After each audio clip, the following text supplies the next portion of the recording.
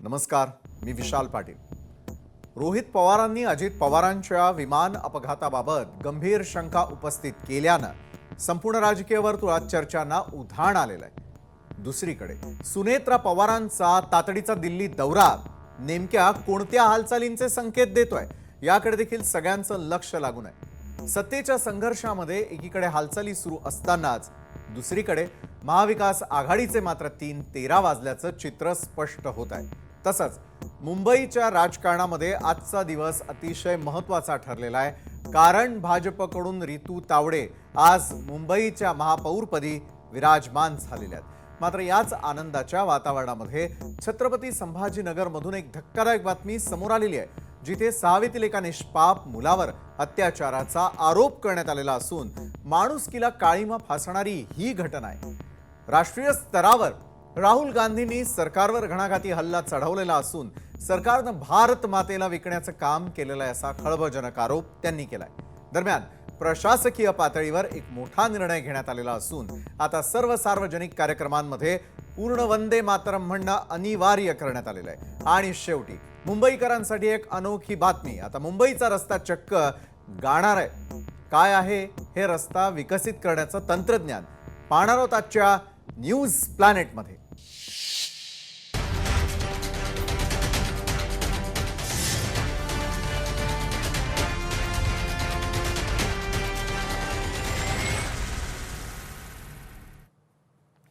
संसदेच्या अर्थसंकल्पीय अधिवेशनात आज पुन्हा एकदा सत्ताधारी आणि विरोधकांमध्ये जोरदार खडाजंगी पाहायला मिळाली. काँग्रेस खासदार आणि लोकसभेतील विरोधी पक्षनेते राहुल गांधी यांनी अमेरिका आणि भारत यांच्यातील व्यापार करारावरून केंद्र सरकारवर अत्यंत बोचरी टीका केली. राहुल गांधी यांनी या कराराच्या अटींवर गंभीर प्रश्नचिन्ह उपस्थित केलेलं असून हा करार समसमान पातळीवर झालेला नाही असा दावा त्यांनी केलाय. केंद्रीय अर्थसंकल्पावरील चर्चेत सहभागी होत असताना राहुल गांधी आक्रमक पवित्र्यामध्ये दिसले. या व्यापार करारामुळे भारतीय शेतकऱ्यांच्या हिताचा बळी दिला गेलेला आहे असं राहुल गांधींचं म्हणणं आहे. देशाच्या शेतकऱ्यांचं भविष्य या करारानं चिरडलंय असं देखील राहुल गांधींनी म्हटलं. इतकंच नव्हे तर अत्यंत कठोर शब्द वापरत राहुल गांधींनी सरकारवर निशाणा साधला. भारत मातेला विकण्याचं काम सरकारनं केलेलं आहे आणि यासाठी त्यांना लाज वाटली पाहिजे अशा शब्दात त्यांनी आपला संताप व्यक्त केला. इतिहासाचा दाखला देत राहुल गांधी म्हणाले की आजवर कोणत्याही भारतीय पंतप्रधानांना असं पाऊल उचललेलं नव्हतं आणि भविष्यातही कोणी असं करणार नाही. राहुल गांधींच्या या विधानानंतर सभागृहामध्ये मोठा गदारोळ पाहायला मिळाला आणि याच संदर्भात अधिक चर्चेसाठी आपल्या सोबत आहेत काँग्रेसचे प्रवक्ते हनुमंत पवार. हनुमंत पवारजी, काँग्रेसला म्हणजेच राहुल गांधींना असं का वाटतं की एका बाजूला सौदा देखील झालेला आहे, दुसरीकडे झालेला करारातल्या अटी शर्तींवरती प्रश्नचिन्ह उपस्थित केले जातात, का आक्रमक होत आहेत राहुल गांधी? विशालजी, या देशाच्या सार्वभौमत्वाला भारतीय जनता पक्षानं म्हणजे केंद्र सरकारनं नरेंद्र मोदी यांनी काळीमा फासलेला आहे. आपल्या सगळ्या भारतीयांसाठी पक्ष, विचारसरणी हे सगळे भेद बाजूला ठेवून आपण आंतरराष्ट्रीय पातळीवर इतकं दबावामध्ये आणि इतकं भीतीमध्ये का आहोत असा प्रश्न पडावा असा हा करार आहे. बर, माझ्या भारतामधल्या शेतकऱ्यांच्या सोयाबीनचे भाव दिवसेंदिवस पडत आहेत. असं असताना सोयाबीनला आणि एकूणच सोयाबीनच्या डीओसीला का मान्यता देत आहेत आपलं सरकार? रशियाकडून आपण 80% तेल रशियाकडून खरेदी करतोय. ते रशियाकडून तेल खरेदी करण्यावर आम्ही बंदी घातली असं अमेरिका जाहीर करते. आपल्या कराराबद्दल अमेरिकेचे राष्ट्रपती ट्विट करून लोकांना सांगत आहेत, पण आपले मंत्री, परराष्ट्र मंत्री असतील, वाणिज्य मंत्री असतील की पंतप्रधान असतील, यांच्या तोंडाला कुलूप लावलेला आहे. हा करार अजून झालेला नाही, त्याचा मसुदा तयार आहे आणि तो मसुदा अमेरिकेचे कृषी मंत्री असतील, अमेरिकेचे वाणिज्य मंत्री असतील किंवा खुद्द अमेरिकेचे राष्ट्राध्यक्ष असतील, हे माध्यमांसमोर येऊन सांगत असताना भारतामध्ये याच्याबद्दल एकही केंद्रीय मंत्री का बोलायला तयार नाही? तुम्ही मका इथं आणायचं म्हणताय, तुम्ही या देशामध्ये टॅरिफचा जो प्रश्न होता, 50% टॅरिफ अमेरिकेला आपल्यावर मागच्या 6 महिन्यामध्ये लावला होता, तो 50%चा टॅरिफ 18%वर आणला आणि तरी चित्रा वाघांसारखे, नवनाथ बन सारखे, केशव उपाध्ये सारखे, नितेश राणे सारखी माणसं उत्सव करतायत. आणि याच्यापेक्षा पुढे जाऊन संसदीय जे काही सगळे पक्ष आहेत, भारतीय जनता पक्ष, राष्ट्रीय लोकशाही आघाडीमधले, त्याच्यामध्ये ते प्रफुल्ल पटेल वगैरे ही सगळी मंडळी मोदी साहेबांच्या गळ्यामध्ये हार घालून या कराराचं स्वागत करतायत. अरे करार अजून झाला नाही, त्या करारामध्ये 2-3% असलेला टॅरिफ आपल्यावर आता 18% लावलाय. आपल्या शेतकऱ्यांना कधी नव्हे ते आंतरराष्ट्रीय नाही, कराराचा पण भाग हनुमंतजी, केलंय. सरकारनं अमेरिकेला सगळं काही सोपवलं असा थेट आरोप कसा काय होऊ शकतो? काय काय सोपवलं नेमकं? कुठल्या गोष्टींवरती आक्षेप आहे तुमचा? साधं म्हणणं आहे की आपल्या भारतातून अमेरिकेला ज्या वस्तू आपण देणार आहोत, हा. त्या वस्तूवर 10% पासून 30% पर्यंत टॅरिफ होता आपल्या मालावर. बर. तो टॅरिफ आता 0% झाला असं त्यांचा परराष्ट्र मंत्री सांगतोय. आणि आपल्या इथं येणाऱ्या ज्या वस्तू होत्या त्या वस्तूवर काही टॅरिफ नाही, त्या वस्तूवरचा 0 टॅरिफ असणार आहे. तर बर. तुम्ही आपला माल त्यांच्या देशात जाताना तुम्ही इतका टॅरिफ लावताय की आपली निर्यातच होणार नाही. आणि त्यांचा माल आपल्या देशात येताना तुम्ही कुठलाही टॅरिफ लावत नाही. ही कुठलं आपलं देशाचं हित आहे? हे कशाचं? आपलं कापड जाणार आहे अमेरिकेमध्ये, त्याच्यावर 36 ते 38% टॅरिफ, आणि बांगलादेशचं कापड जातंय त्याच्यावर 0% टॅरिफ. तर ही असं म्हणता का? हा दबाव का? ही भीती का? का आम्ही रशियाकडून तेल खरेदी करायचं नाही? आमचा देश हा सार्वभौम देश आहे. आमच्या देशातल्या लोकांनी केंद्र सरकार निवडलेलं आहे. आम्ही कोणाकडून खरेदी करायची आणि कोणाकडून करायची नाही याचा निर्णय अमेरिकेचा बरं, राष्ट्राध्यक्ष पण का मग घेतोय? भारत सरकारवरती दबाव असल्याचं जे म्हणतात, हा दबाव नेमका कुणाचा आहे? राहुलजींनी संसदेमध्ये सांगितलं की या सरकारमधल्या मंत्र्यांची अमेरिकेच्या हातामध्ये अशी काही गुपितं आहेत का, कोणती? जी एप्स्टीन फाईलच्या माध्यमातून जगभरामध्ये गाजली जात आहेत? असा कोणता दबाव मोदी साहेबांवर आहे की ज्याच्यामुळे मोदी साहेब इतका अन्यायकारक करार, जो कापड उद्योगाला असेल, औषध उद्योगाला असेल, शेतकऱ्यांना असेल, यांच्याबद्दल इतकं अन्यायकारक धोरण मोदी साहेब अमेरिकेच्या पुढे मान का चुकवतायत? अशी कोणती गोष्ट अमेरिकेच्या राष्ट्राध्यक्षांच्या हातात आहे म्हणून मोदी साहेब बोलायला तयार नाहीत? बर, एका बाजूला राहुल गांधी यांनी केलेले घणाघाती आरोप, या संदर्भातलं उत्तर मिळतात का? त्याचबरोबर सरकार यावरती काय क्लॅरिफिकेशन देताना दिसतंय? कारण विरोधी पक्षानं जर इतका मोठा प्रश्न उपस्थित केलेला आहे, सगळ्याच भारतीयांच्या मनामध्ये अनेक शंका उपस्थित करणारे असे प्रश्न राहुल गांधी यांनी उपस्थित केलेले आहेत. पाहूयात या संपूर्ण मुद्द्याचं पुढचं वळण नेमकं काय असेल. धन्यवाद हनुमंत पवार, तुम्ही आमच्यासोबत जोडला गेलात आणि आज जे त्या ठिकाणी घडलं, राहुल गांधींनी जे महत्त्वपूर्ण प्रश्न उपस्थित केले त्या प्रश्नांचा उहापोह केलात आणि नेमकं काय काँग्रेसच्या मनात सुरू आहे, कुठल्या प्रश्नांची तुम्हाला सरकारकडून उत्तर हवंय, त्यासाठी आमच्याशी बोललात, त्यासाठी धन्यवाद. तर आता केंद्र सरकारनं राष्ट्रीय गीत वंदे मातरम बद्दल नवे निर्देश जारी केलेले आहेत. गृह मंत्रालयानं जाहीर केलेल्या नव्या नियमावलीनुसार आता सरकारी कार्यक्रम, सरकारी शाळांमधील समारंभ आणि इतर औपचारिक कार्यक्रमांमध्ये वंदे मातरम गीत वाजवणं अनिवार्य असेल. राष्ट्रीय गीताच्या सन्मानार्थ सर्वांना उभं राहावं लागेल. भारताच्या स्वातंत्र्य संग्रामातील अत्यंत महत्त्वपूर्ण गीत वंदे मातरमला 7 नोव्हेंबर 2025 रोजी 150 वर्ष पूर्ण झाली आणि या निमित्तानं केंद्र सरकारकडून देशभरामध्ये विविध उपक्रम हाती घेण्यात आले होते. याचाच भाग म्हणून नवी नियमावली जाहीर करण्यात आलेली आहे.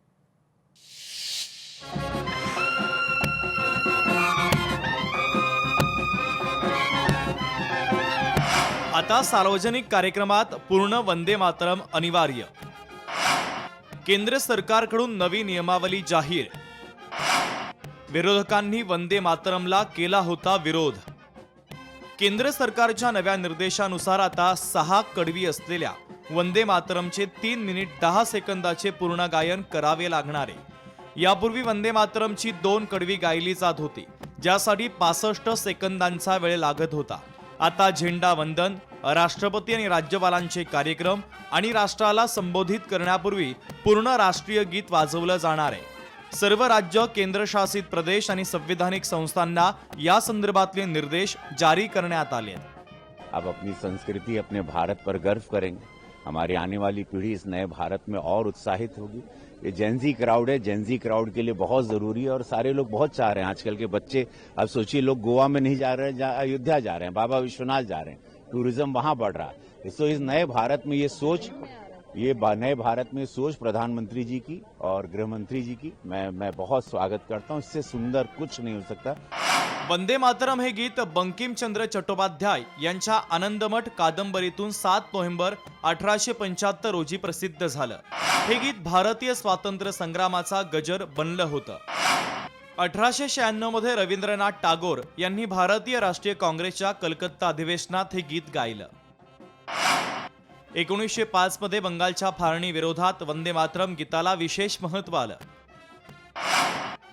24 जानेवारी 1950 रोजी डॉक्टर राजेंद्र प्रसाद यांनी वंदे मातरम राष्ट्रगीताप्रमाणेच त्याला सन्मान जाहीर केला. वंदे मातरम गीताला 150 वर्ष पूर्ण झाल्याबद्दल 2025च्या अखेरीस झालेल्या संसदेच्या हिवाळी अधिवेशनात वंदे मातरमवर चर्चा करण्यात आली.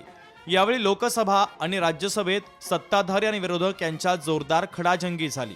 पश्चिम बंगाल राज्यात होऊ घातलेल्या विधानसभा निवडणुकीचे औचित्य साधत केंद्र सरकारनं मुद्दामहून राष्ट्रीय गीताचा मुद्दा पुढे केला असा आरोप काँग्रेससह विरोधकांनी केला होता. जो व्हाट्सएप हिस्ट्री 2014 से चालू हुई है, जो मैं कहती हूँ जो उससे प्रभावित हैं, जो उससे पीड़ित हैं, वो जरूर इस चर्चा को सुने, क्योंकि सही इतिहास जनता के सामने जाना बहुत जरूरी था और ये इस चर्चा के माध्यम से हुआ. मैं तो अब आपके माध्यम से सर ये भी रिक्वेस्ट करूंगी कि क्विट इंडिया मूवमेंट पे चर्चा हो, स्वतंत्रता संग्राम पे चर्चा हो, और वो सारी चर्चा जो 2014 से धूमिल करने की कोशिश की गई थी वो सारी चर्चा का विषय बने. हम जितना गाते 2 स्टैंजा वाला उतना गा सकते हैं और हम पार्लियामेंट में भी उतना ही गाते हैं. याद है पार्लियामेंट में वंदे मातरम होता है, साइनाडाइव होता है तो वंदे मातरम होता है, भूलना नहीं है. तो ये कोई आज की परंपरा नहीं है. जब हमारी संसद में ये परंपरा है, उस परंपरा का अनुकरण करने में क्या बुरा है, क्यों बुरा लगता है? लेकिन वो जानबूझकर बड़ा टेढ़ा नहीं, जो जितने हम लोग गाते हैं उतना गाए, अच्छी बात है. वंदे मातरम मध्ये भारतीय राष्ट्रवादाची व्याख्या एका विशिष्ट धर्माच्या संदर्भात करण्यात आली असल्याचा आरोप काँग्रेस आणि अन्य विरोधी पक्षांचा आहे. हा प्रश्न केवळ मुस्लिम संघटनांसाठीच नव्हे तर जैन, ख्रिश्चन आणि बौद्ध संघटनांनी देखील उपस्थित केला. आता सर्व सरकारी कार्यक्रमांमध्ये हे गीत विहित वेळेच्या मर्यादेत गायलं किंवा वाजवलं जाणं अनिवार्य केलं असल्यानं यावरून पुन्हा सत्ताधारी आणि विरोधकांमध्ये खडाजंगी होण्याची शक्यता आहे. ब्युरो रिपोर्ट, लोकशाही मराठी, मुंबई.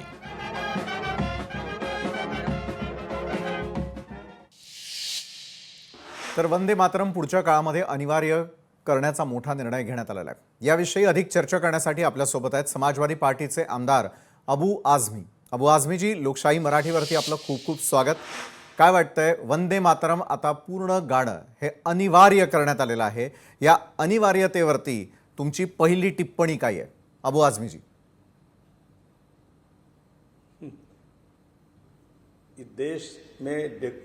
देश के अंदर लोकशाही है, देश का संविधान है कि देश में रहने वाले हर धर्म के लोग अपने धर्म पर चल सकते हैं. मैं किसी गीत का विरोध नहीं करता हूं, परंतु ये जरूर कहूंगा कि किसी की आस्था पे चोट पहुंचाना ठीक नहीं है. मैं अगर मेरे धर्म में एक अल्लाह के आगे सर झुकाना है, उसकी प्रेरणा करना है, उसी की प्रार्थना करना है, वही हमारा मालिक है, तो मैं दूसरे के आगे कैसे सर झुका सकता हूं? ये मेरी मजबूरी है और मेरे मजहब की तरफ से ये मुझे हुक्म है. दूसरे धर्म के लोग सूरज की पूजा करें, जमीन की पूजा करें, बहुत सारे भगवान को माने, मुझे कोई एतराज नहीं है.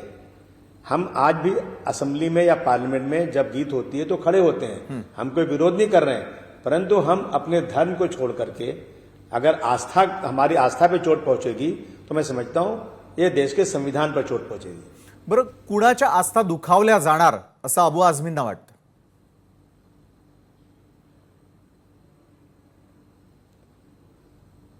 नहीं, सुनिए, ऐसा है कि हम तो ये गीत गाते हैं ना, सारे जहां से अच्छा हिंदुस्तान हमारा, हम ये गीत गाते हैं, मादरे वतन जिंदाबाद, भारत माता की जय बोलते हैं. तो क्या ये देश के लिए काफी नहीं है क्या? हम जब गीत हो तो गान होता है, राष्ट्रीय गीत होती है तो भी हम खड़े होते हैं, राष्ट्रीय गान हो तो भी हम खड़े रहते हैं. परंतु ये लोग चाहते हैं कि कुछ लोग इसके खिलाफ बोलें, कि जोर से बिल्कुल से क्रोधित होकर बोलें कि हम नहीं पढ़ेंगे, ऐसा करेंगे, तो ये पोलराइज करना चाहते हैं. मैं कहता हूं बहुत सारे मुसलमान पढ़ते हैं, कौन मना कर रहा है? बहुत से नहीं पढ़ते हैं. इसके पहले केरल के अंदर 2 बच्चे राष्ट्रगीत पर खड़े नहीं हुए थे तो उनको रिस्ट्रिकेट किया गया स्कूल से. वो कोर्ट में गए, कोर्ट ने कहा कि अगर नहीं खड़े हुए तो आप इनके साथ कोई कानूनी कार्रवाई नहीं कर सकते. तो कानून, देश में कानून है, देश के अंदर संविधान है, उसी से देश चलेगा. बरं, मग देशाचं संविधान मोठं की एखादा धर्म मोठा?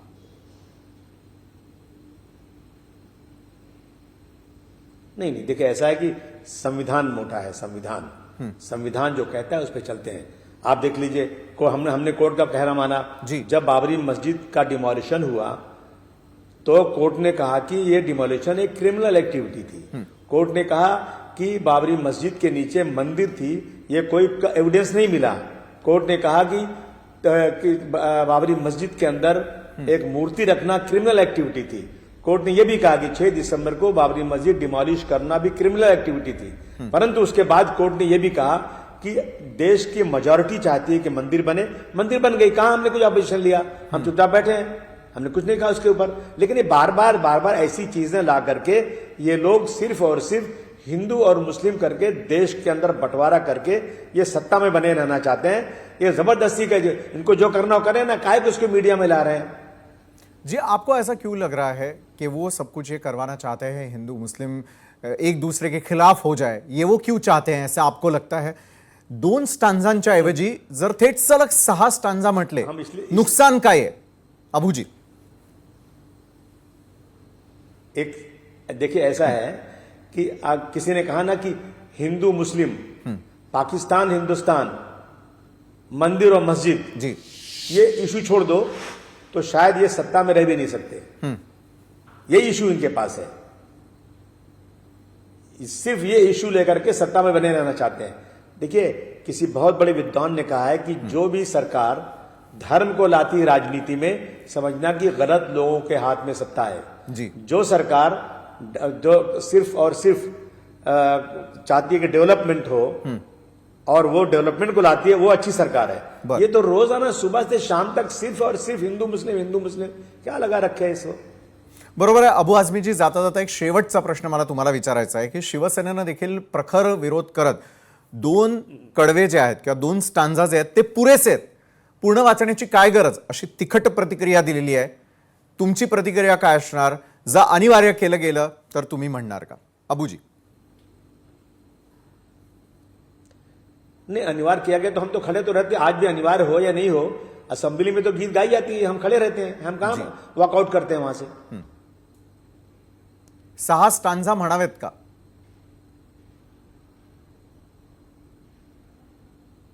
क्या क्या 6 स्टांजा जो है वो कंपल्शन किया जाएगा, उससे वक्त भी बड़ा होने वाला है। 2 स्टांजा पहले गाए जाते थे वंदे मातरम के, अब पूरा वंदे मातरम गाना अनिवार्य किया जाएगा। वो गाना पूरा गाने के लिए आप तैयार हैं या नहीं? शिवसेना ने तो उसको विरोध किया। हम आज भी गाते नहीं हैं, हम रिस्पेक्ट करते हैं जी, हम आज भी गाते नहीं हैं, हम रिस्पेक्ट करते हैं, खड़े रहते हैं। हम कैसे गाएं? हमारा धर्म कहता है कि एक ही अल्लाह के आगे की गीत गाओ, एक ही अल्लाह के आगे सर झुकाओ। तो हम कैसे गा सकते हैं? क्या मैं अपना धर्म छोड़ दूं? क्या कल अगर किसी और कोई सरकार आ जाए वो कहे कि किसी दूसरे धर्म के लोगों को भी कुरान शरीफ की 2 लाइन पढ़नी पड़ेगी, तो क्या ये मंजूर होगा? कभी नहीं मंजूर होगा, किसी को मंजूर नहीं होगा। हर आदमी की अपने अपने धर्म के पे चलने का इजाजत है देश के अंदर, इसमें कोई इंटरफेरेंस नहीं करना चाहिए। ये देश जो है सेक्युलर देश है, ऐसी बातें करके एक दूसरे का दिल दुखाना ठीक नहीं। धन्यवाद अबू आझमीजी, तुम्ही आमच्याबरोबर या संदर्भामध्ये बोललात त्यासाठी। मात्र आपला प्रखर विरोध नेमका कुठल्या गोष्टीला आहे ती देखील बाजू निश्चित लक्षात आली। धन्यवाद आमच्याबरोबर जोडला गेलात त्यासाठी। तर याच महत्त्वाच्या विषयावरती अबू आझमींनंतर चर्चा करण्यासाठी आपल्यासोबत आहेत संघविचारक अमोल पुसदकर। अमोलजी, आपलं खूप खूप स्वागत। आज मोठा निर्णय घेण्यात आलेला आहे, वंदे मातरम पूर्ण गाणं जे आहे ते मात्र आता अनिवार्य असेल। 2 कडवे नव्हे तर संपूर्ण कडवे गाणं हे अनिवार्य करण्याचा एक मोठा निर्णय घेण्यात आलेला आहे। या निर्णयाचं स्वागत करणार आहात अमोल पुसदकर? मला असं वाटतं की निश्चितपणे हा जो निर्णय आहे केंद्र सरकारचा, हा अतिशय चांगला निर्णय आहे, बरं, याचं स्वागत केलं पाहिजे। आणि मी आता ही चर्चा सगळी ऐकतो आहे, हां, मला हेच सांगायचं आहे की या देशातले हिंदू असेल, मुस्लिम असेल, या सगळ्यांनीच त्याचं स्वागत करायला पाहिजे।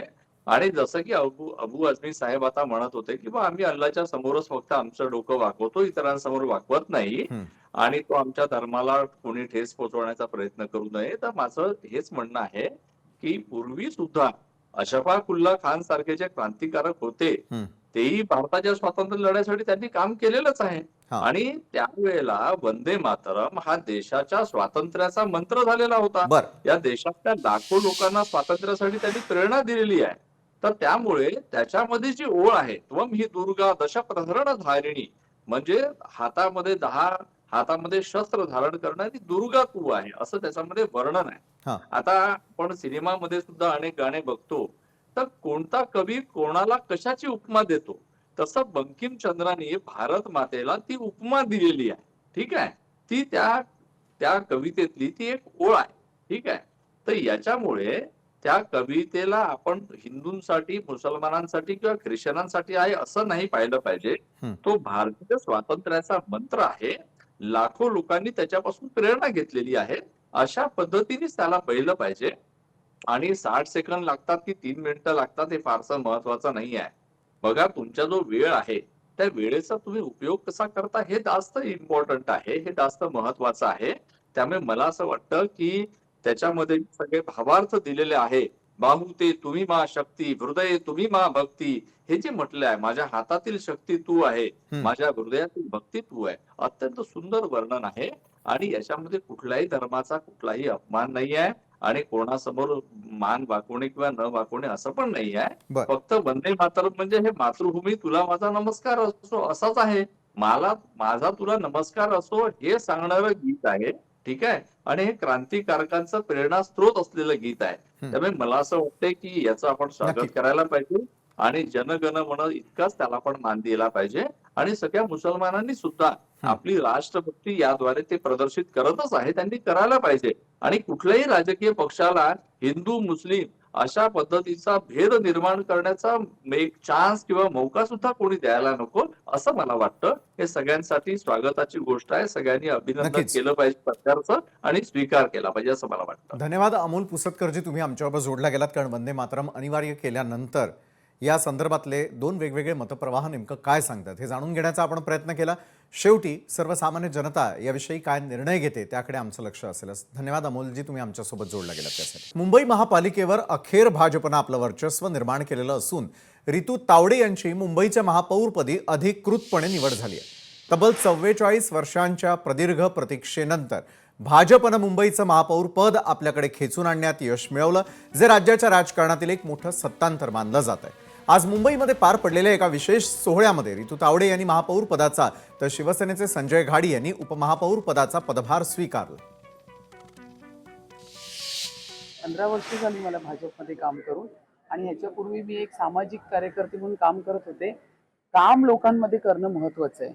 पक्षापेक्षा तुम्ही कुठल्या लोकांमध्ये जाताय का, लोकांच्या प्रत्येक सुखदुःखात उभे आहेत का, हे जे काम मी गेले 20-22 वर्ष करत होते ते ताईंना दिसत नाहीये.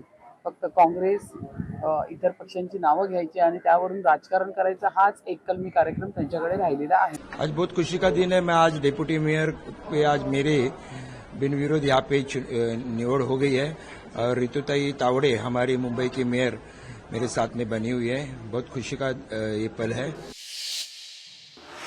बरं, विशेष म्हणजे राज्याचे मुख्यमंत्री आणि उपमुख्यमंत्र्यांच्या प्रमुख उपस्थितीमध्ये हा पदग्रहण सोहळा पार पडला. यावेळी महायुतीच्या कार्यकर्त्यांनी जल्लोष करत संपूर्ण मुंबई परिसर अक्षरशः दणाणून सोडलेला होता. महापौर सौ रितू तावडे यांचं अभिनंदन करतो. एक अनुभवी आणि अस्सल मराठी चेहरा म्हणून त्यांच्याकडे बघितलं जातंय. सोबतच उपमहापौर म्हणून जुने जाणते अनुभवी शिवसैनिक संजय घाडी त्या ठिकाणी आहेत.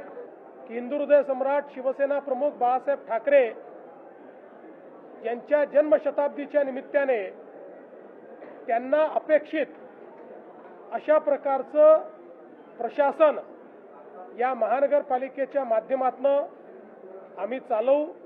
खऱ्या अर्थाने विकासाला स्वीकारलेला आहे आणि म्हणून महायुतीचे महापौरपदी महायुतीच्या रितूताई तावडे या बिनविरोध आज निवडून आल्यात. मी त्यांचं अभिनंदन करतो. आणि उपमहापौरपदी संजय घाडी महायुतीचे हे बिनविरोध निवडून आले, त्यांचेही मी अभिनंदन करतो. दोघंही अतिशय कार्यक्षम आणि अनुभवी महापौर उपमहापौर महायुतीने मुंबई महापालिकेला, मुंबई शहराला दिलेले आहेत. शिवसेना आणि भाजप युतीच्या या नव्या समीकरणामुळे मुंबई महापालिकेच्या कामकाजामध्ये आता नवं पर्व सुरू होणार आहे. 44 वर्षांचा वनवास संपवून भाजपनं मिळवलेलं हे यश आगामी निवडणुकांसाठी अत्यंत निर्णायक मानलं जात आहे. रितू तावडे यांच्या नेतृत्वाखाली मुंबईच्या विकासाचा गाडा आता कशा प्रकारे पुढे सरकतो याकडे सर्वांचं लक्ष लागून आहे. दरम्यान महापालिकेच्या कामकाजाच्या पहिल्याच दिवशी सत्ताधारी आणि विरोधकांमध्ये मात्र प्रचंड गदारोळ पाहायला मिळाला. सभागृहाचं कामकाज सुरू होताच दोन्ही बाजूंनी एकमेकांवर कुरघोडी करण्याचा प्रयत्न केल्यानं गोंधळाची स्थिती निर्माण झाली आणि यावेळी काँग्रेसच्या महिला नगरसेविका प्रचंड आक्रमक झाल्याचं पाहायला मिळालं. त्यांनी विविध मागण्यांसाठी जोरदार घोषणाबाजी करत संपूर्ण सभागृह दणाणून सोडलं. गदारोळाचं हे नाट्य एवढ्यावरच थांबलं नाही. महापौर आणि उपमहापौरांच्या भाषणादरम्यान संघर्षाची ठिणगी पडली. शिवसेना नेते आणि उपमहापौर संजय घाडी हे सभागृहामध्ये आपले भाषण करत असताना ठाकरेंच्या शिवसेनेच्या नगरसेवकांनी आक्रमक पवित्रा घेतला. संतापलेल्या ठाकरेंच्या नगरसेवकांनी उपमहापौरांच्या भाषणाची प्रत थेट भर सभागृहात फाडून आपला निषेध नोंदवला. या घटनेनंतर ठाकरेंच्या शिवसेनेच्या सर्व नगरसेवकांनी तातडीनं सभागृहातून सभात्याग केला. सत्ताधाऱ्यांच्या धोरणांचा निषेध करत विरोधकांनी कामकाजावर बहिष्कार टाकल्यानं पहिल्याच दिवशी पालिका प्रशासनासमोर मोठं आव्हान उभं राहिलंय. या राजकीय राड्यामुळे आगामी काळात सत्ताधारी आणि विरोधकांमधील संघर्ष अधिक तीव्र होण्याची चिन्ह दिसत आहेत. आणि याच संदर्भात अधिक चर्चेसाठी आपल्या सोबत आज आपण आमंत्रित केलेला आहे भाजपचे प्रवक्ते अवधूत वाघ. अवधूतजी, 44 वर्षांचा हा वनवास अखेर संपलेला आहे आणि अवधूतजी, दुसरीकडे ज्यावेळेला सत्ता हातात आलेली आहे, तुमचा महापौर त्या ठिकाणी मुंबईच्या महापालिकेवरती विराजमान झालेला आहे. खरं तर अभिनंदन. मात्र पुढचा काळ तुमच्याकडे काय असेल, व्हिजन काय असेल मुंबईकरांसाठी? अवधूतजी. सर्वप्रथम मुंबईच्या जनतेचं आभार आणि त्यांचं अभिनंदन. तुम्ही म्हणालात 44 वर्षानंतर मुंबईमध्ये सर्वप्रथम भारतीय जनता पक्षाचा महापौर विराजमान झालेले सत्य आहे. याआधी डॉक्टर पै जे खारचे बँड्राचे नगरसेवक होते, ते एका युतीतून म्हणा आघाडीतून म्हणा भारतीय जनता पक्षाचे नगरसेवक होते, महापौर झाले होते. 1 वर्षाची त्यांची टर्म होती. पण त्यानंतर खऱ्या अर्थाने भारतीय जनता पक्ष 89 नगरसेवक निवडून मुंबई महानगरपालिकेतील सर्वात मोठा पक्ष म्हणून निवडून येऊन आणि ज्या महायुतीच्या नेतृत्वाखाली आम्ही मुंबई महानगरपालिकेची निवडणूक लढवली त्या युतीला प्रचंड बहुमत मिळून निवडून आलो. त्यामुळे खऱ्या अर्थानं अशा प्रकारे मिळालेलं निर्भय यश आणि निर्भेळ महापौर म्हणून या दृष्टिकोनातून पाहावं लागतं. याचं वैशिष्ट्य असं की मुंबईला आज रितू तावडे यांच्या रूपाने एक महिला महापौर मिळालेले आहेत. रितूताई तरुण आहेत, सुशिक्षित आहेत, ही त्यांची दुसरी टर्म आहे, डॅशिंग आहेत आणि त्यांनी आपल्या सुरुवातीलाच एक स्पष्ट केलं आहे की मुंबईतील महिलांच्या प्रश्नाला त्या प्राधान्य देणार आहे. मुंबईमध्ये आज नोकरी किंवा धंद्याच्या निमित्ताने घराबाहेर पडणाऱ्या महिलांची संख्या लक्षणीय आहे की ती मुंबईतील पुरुषांच्या बरोबरीनेच आहे आणि त्यामुळे त्यांचा जाण्या येण्याचा, रहदारीचा, त्याचप्रमाणे सार्वजनिक वाहतुकीचा आणि सगळ्यात महत्वाचा म्हणजे सार्वजनिक प्रसाधन गृहांचा प्रश्न हा ऐरणीवर आलेला आहे. महिलांच्या सुरक्षेचा प्रश्न ऐरणीवर आलेला आहे आणि या 3 गोष्टी, या महिलांची सुरक्षितता, महिलांची सार्वजनिक प्रसाधन गृहांची उपलब्धता वाढवणं आणि त्यांच्या रहदारीच्या साधनांमध्ये सुसूत्रता आणून त्यांच्या घरापासून त्यांच्या कार्यालयापर्यंतचा किंवा तिकडे ज्या नोकरी किंवा इतर गोष्टी करतात तोपर्यंतचा प्रवास सुसह्य व्हावा. या 3 गोष्टी अग्रक्रमाने मुंबई महानगरपालिकेच्या महापौर म्हणून रितू तावडे यांनी हाती घेतल्या. सर्वात महत्वाचं म्हणजे हे केवळ मुंबई महानगरपालिकेची निवडणूक जिंकली म्हणून काही होणार नाही, परंतु केंद्रामध्ये, महाराष्ट्रामध्ये आणि नगरपालिकेमध्ये भारतीय जनता पार्टी, शिवसेना महायुतीचं शासन असल्यामुळे हे 3ही प्रश्न एकमेकांमध्ये सामंजस्य दाखवून सोडवले जातील अशी मला आशा आहे. उदाहरणार्थ महिलांसाठी स्पेशल लोकल सोडणं असो, महिलांसाठी जास्त डबे करणं असो, संपूर्ण मुंबईतल्या लोकल ट्रेन्स आहेत त्या वातानुकूलित करणं असो. आज एक प्रसंग घडला आणि डोंबिवलीचा मुलगा खाली पडला, त्यामुळे स्वयंचलित दरवाजाची निर्मिती असो. मुंबईमध्ये प्रत्येक 1 किलोमीटरच्या अंतरावर महिलांसाठी सार्वजनिक स्वच्छतागृहे असोत आणि महिला बीट मार्शल्सच्या वेगळ्या एका प्रकारे या महिलांना अतिशय चांगलं सुरक्षापूर्वक वातावरण देणं असो, ह्या आम्ही प्रायोरिटीने घेणारे आहोत. अर्थात त्याचबरोबर ऍडमिनिस्ट्रेशन मधली पारदर्शकता, टेंडर प्रोसेस मधली पारदर्शकता, भ्रष्टाचार कमी करणं आणि मुख्य म्हणजे वॉटर, गटर आणि मीटर या माध्यमातून मुंबईकरांना 24 तास चांगलं पाणी देणं. बरं, कुठेही एका बाजूला पाण्याचा सत्ता निचरा तर बदललेली आहे, मात्र मुंबईकरांचं जीवनमान आणि आयुष्य बदलणार का यावरती आमची देखील नजर असेल अवधूतजी. तर दुसरीकडे मात्र आज पहिल्याच दिवशी सत्ताधारी आणि विरोधक यांच्यामध्ये झालेली खडाजंगी देखील निश्चित लक्षात राहील. या अनुषंगानं पुन्हा पुन्हा आपल्याला आम्ही आमंत्रित करू आणि बोलत राहणार आहोत. तुर्तास आमच्याबरोबर जोडला गेला त्यासाठी धन्यवाद.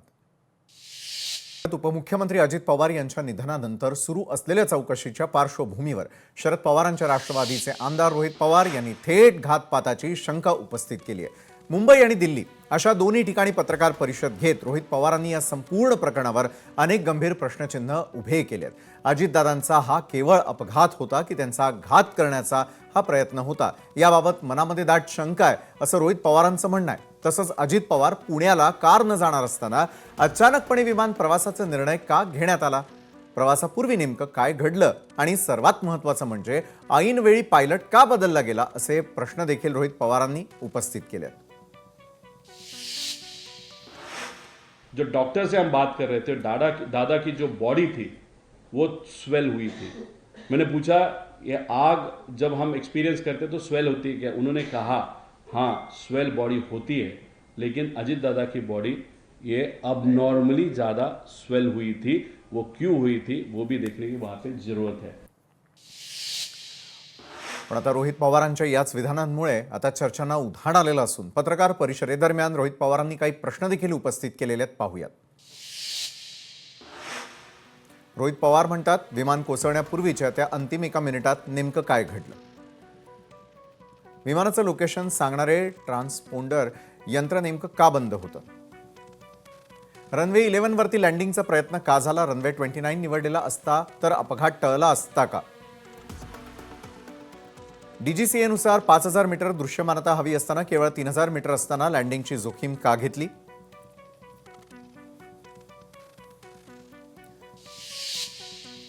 रोहित पवार यांनी उपमुख्यमंत्री अजित पवार यांच्या विमानाच्या अपघाताची चौकशी व्हावी अशी मागणी करत असताना काही शंका उपस्थित केल्यानंतर आज अजित पवारांच्या विमानात हवाई सुंदरी म्हणून काम करत असलेल्या पिंकी मालीच्या आईवडिलांनी देखील या अपघातासंदर्भात शंका व्यक्त केली आहे. लवकरात लवकर या अपघाताची चौकशी व्हावी अशी मागणी केलेली आहे.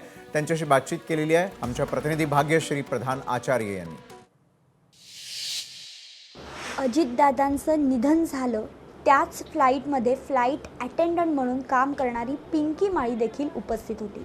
या फ्लाईटमध्ये तिचं देखील निधन झालं. तिचे आईवडील आपल्याबरोबर आहेत, शिवकुमार माळी आणि माया माळी. आपण त्यांना विचारूया, कारण काल रोहित पवारांनी एक मोठे आरोप जे आहेत ते केलेले आहेत, संशय व्यक्त केला आहे. तर नेमकं त्यांना काय वाटतं हे आपण त्यांच्याकडनं जाणून घेणार आहोत.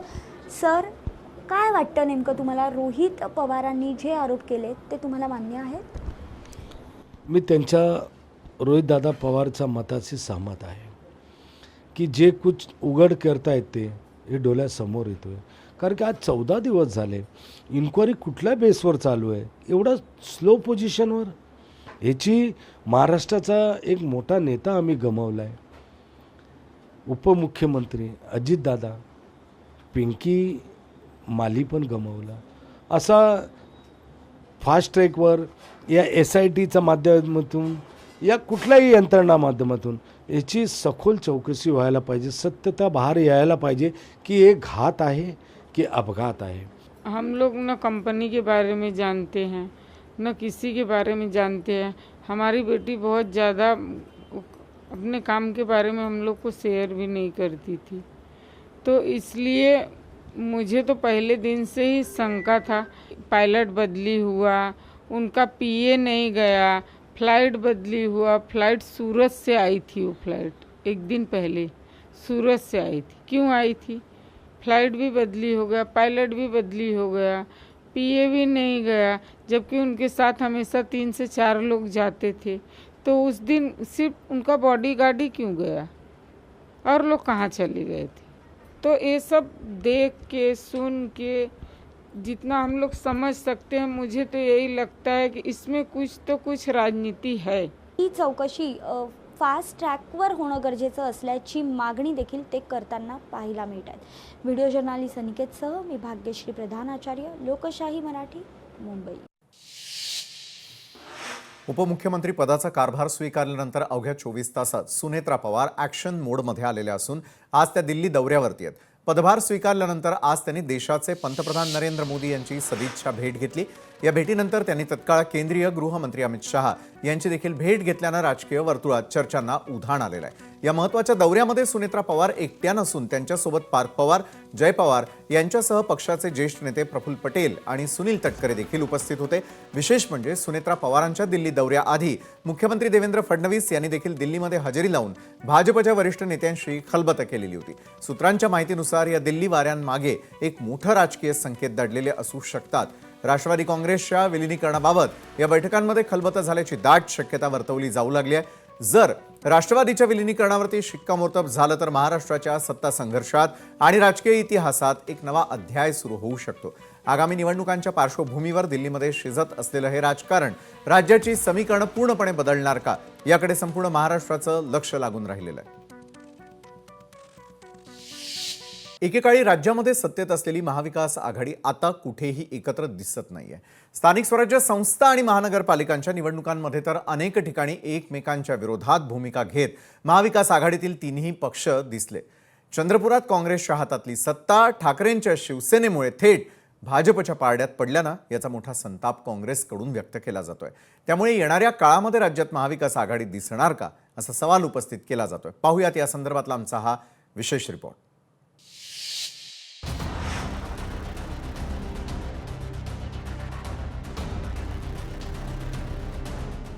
राज्यात महाविकास आघाडीचे 3-13.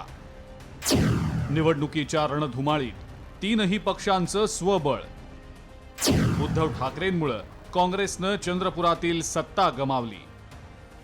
महाविकास आघाडी म्हणून जे अस्तित्व आहे ते गतकाळामध्ये 2024ला आम्ही सोबत विधानसभा लोकसभा लढलो आणि एका संक्रमण अवस्थेमधून आम्ही आता जात आहोत. आणि या संदर्भामध्ये सर्व सहकार्यांशी चिंतन करून मित्रपक्षांचा आम्हाला मिळत असणारा प्रतिसाद बघून पुढील रूपरेषा ठरवण्यात येईल. राज्यामध्ये महाविकास आघाडी आता संपुष्टात आली आहे का, असंच वक्तव्य काँग्रेसचे महाराष्ट्र प्रदेशाध्यक्ष हर्षवर्धन सपकाळ यांचं आहे. कारण सध्या राज्यात महाविकास आघाडीची जर अवस्था पाहिली तर तीनही पक्ष एकमेकांसोबत उभे राहिल्याचं दिसत नाही. ठाकरेंची शिवसेना, शरद पवारांची राष्ट्रवादी आणि काँग्रेस यांच्यामध्ये सध्या चर्चाही होताना पाहायला मिळत नाहीये. यासोबतच नुकत्याच पार पडलेल्या महापालिका निवडणुका, नगरपालिका निवडणुका आणि जिल्हा परिषद पंचायत समिती निवडणुकांमध्ये तीनही पक्षांचा आपापसात कुठेही ताळमेळ पाहायला मिळत नव्हता. त्यातच चंद्रपूर महानगरपालिकेमध्ये झालेल्या महापौर निवडीवरून तर काँग्रेस आणि ठाकरे सेनेमध्ये साधं सामंजस्यही राहिलेलं नाही असंच चित्र आहे. काँग्रेसला आपला महापौर चंद्रपूर पालिकेवर बसवायचा होता. त्यासाठी शिवसेनेच्या नगरसेवकांचा पाठिंबा गरजेचा होता आणि याबाबतची बोलणी दोन्ही पक्षात सुरू होती.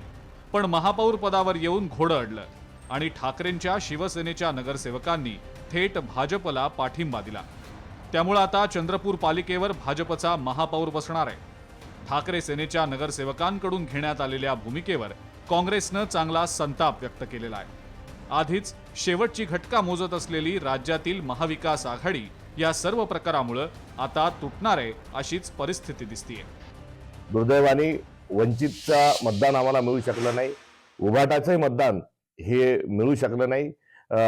या संदर्भामध्ये मी चिंता व्यक्त करतो. याचा अर्थ उभाटा आमच्यासोबत चंद्रपूरला आली नाही तर याचा अर्थ असाही काढायचा का की परभणीला आता आम्ही देखील आमच्या सोयीने वागू. त्यामुळे याही प्रश्नाचं एक उत्तर आगामी काळामध्ये मित्रपक्षा नात्यानं उभयतांना काढण्याची आवश्यकता आहे. स्थानिक स्वराज्य संस्था निवडणुकांसाठी स्थानिक पातळीच्या राजकारणाला अनुसरून निर्णय घेतले जातात हे काही नवं नाही. पण सध्याची राज्यातली राजकीय परिस्थिती ही अत्यंत वेगळी आहे. कोणत्याही परिस्थितीत भाजपसोबत युती करायची नाही असे आदेशच उद्धव ठाकरेंनी दिलेले होते. तरी सुद्धा काही ठिकाणी अप्रत्यक्षरित्या भाजपला ठाकरेंकडून पाठिंबा दिला गेलाय. चंद्रपुरात तर ठाकरे सेनेच्या नगरसेवकांनी थेट भाजप सोबतच जाऊन सत्ता स्थापन केली आहे आणि हेच काँग्रेसच्या चांगलंच जिव्हारी लागलंय. चंद्रपूर महापालिकेमध्ये जे एकूण पक्षीय बलाबल आहे त्यातलं आमचं प्रथम प्राधान्य जे होतं ते काँग्रेस होतं. चंद्रपूरच्या निवडणुका या संदीप गिरे आणि तिथल्या एकूण सगळी जी मंडळी आहे या सगळ्यांनी ज्या पद्धतीनं लढल्या होत्या ते बघता स्थानिकचं समीकरण आमच्यापेक्षाही अधिक हे तिथल्या स्थानिक पदाधिकाऱ्यांना जास्त चांगलं माहीत आहे. सो त्यांनाही त्यांचा निर्णय घेण्याची स्पेस त्यांना दिली पाहिजे या उद्देशातनं हा निर्णय झालेला आहे. चंद्रपुरात जे घडलं त्याची पक्षाच्या नेतृत्वाला माहितीच नव्हती असा दावा खासदार संजय राऊतांनी केलाय. चंद्रपूरमध्ये काँग्रेसच्या 2 गटातच धमासान सुरू आहे ते आपण पाहिलं असेल आणि दोन्ही जे नेते आहेत त्यांच्याशी आमचे लोक वारंवार चर्चा करत होते, पण शेवटच्या मिनिटापर्यंत काँग्रेसमधल्या 2 गटामध्येच एकमत झालं नाही आणि त्यातून पुढे सगळ्या गोष्टी घडत गेल्या. 2019च्या विधानसभा निवडणुकीनंतर उद्धव ठाकरे, शरद पवार आणि काँग्रेसचे महाराष्ट्रातले आणि दिल्लीतल्या ज्येष्ठ नेत्यांनी एकत्र येत महाविकास आघाडी स्थापन केली होती. महाविकास आघाडी स्थापन करत राज्यात मवियानं जवळपास 2.5 वर्ष सरकारही चालवलं. त्यानंतर मवियाचं सरकार गेलं आणि महायुतीचं राज्यात सरकार आलं.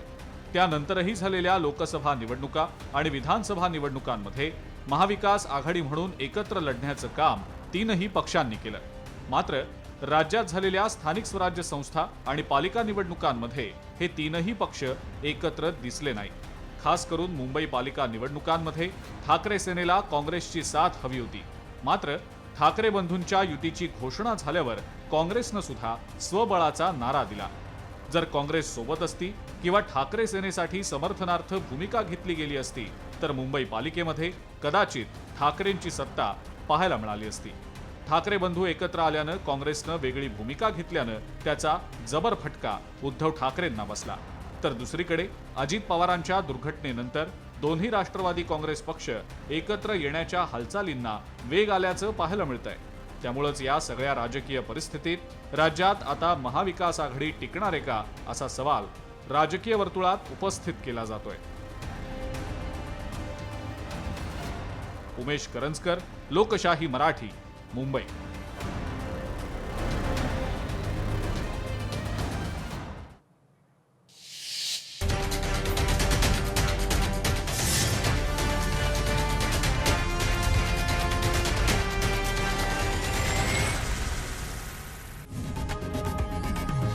लोकशाही मराठी ऐका, पहा, जागरूक रहा.